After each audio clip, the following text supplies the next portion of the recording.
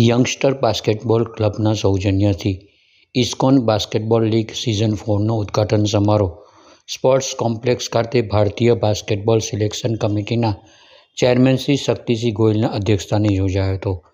આ તકે આમંત્રિતો અને ટીમ માલિકોએ ઉપસ્થિત રહી ખેલાડીઓને શુભેચ્છા પાઠવી હતી। ખેલાડીઓની માર્ચપાસ્ટ સાથે ટુર્નામેન્ટનો પ્રારંભ થયો હતો। ઉપસ્થિતોના સત્કાર અને પ્રાસંગિક વક્તવ્ય બાદ ટુર્નામેન્ટનો વિધિવત પ્રારંભ થયો હતો। ભાવનગરે આપ્યા છે। ભૂતકાળમાં કિરીટ ઓજાથી લઈને 50 વર્ષ પહેલાંની હિસ્ટ્રી હું કહું છું। 50 વર્ષ પહેલાં પણ ઇન્ટરનેશનલ ખેલાડીઓ ભાવનગરમાં હતા અને ત્યારથી લઈને આજ સુધી લાસ્ટમાં મિરંદ ઇટાલિયા જઈને આવ્યા કે ભાઈ યોગેશ અત્યારે કેમ્પમાં જઈને આવ્યા, આવા ખેલાડીઓ કુલદીપ ટમાલિયા પણ કેમ્પમાં છે। ભાવનગરના અત્યારે 3 ખેલાડીઓ સિનિયર ટીમના કેમ્પમાં છે। એ ઇતિહાસ 50 વર્ષથી ચાલ્યો આવે છે અને હું એવી આશા રાખું કે આવતા 50 વર્ષમાં અહીંથી વધારે સારા ખેલાડીઓ જાય ઇન્ટરનેશનલ લેવલે અને દેશનું નામ રોશન કરે, ત્યાં સારું રમીને દેશનું નામ રોશન કરે એવા ખેલાડીઓ આપણે જોઈએ છીએ।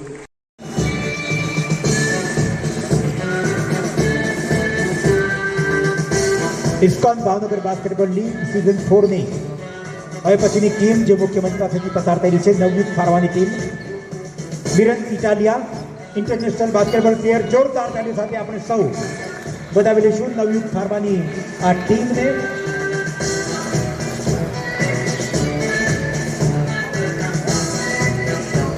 નિલંબાગ પ્લેયર્સની ટીમ હવે પછીના ક્રમે મુખ્ય મંચ પાસેથી પસાર થઈ રહી છે। રોનાલ્ડો હોકિન્સ નિલંબાગ પ્લેયર્સના ટીમના કપ્તાન,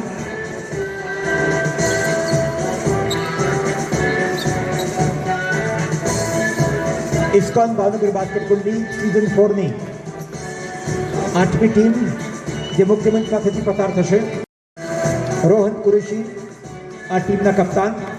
ફરીથી એકવાર જોરદાર તાળી સાથે આ તમામ ટીમોને આપણે સૌ વધાવી લઈએ।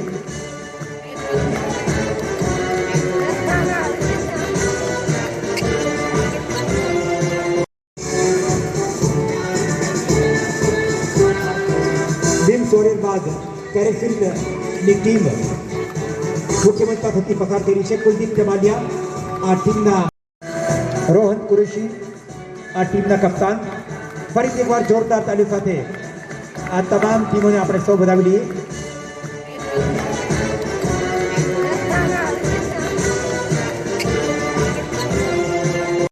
ગૌરવ હવે પછીના ક્રમે MGTNXની ટીમ મુખ્ય મંચ પાસેથી પસાર થઈ રહી છે। કૃષ્ણપાલસિંહ ગોહિલ MGTNXની ટીમના કપ્તાન।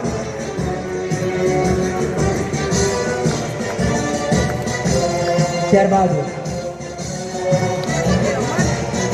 નમઃ TMXની ટીમ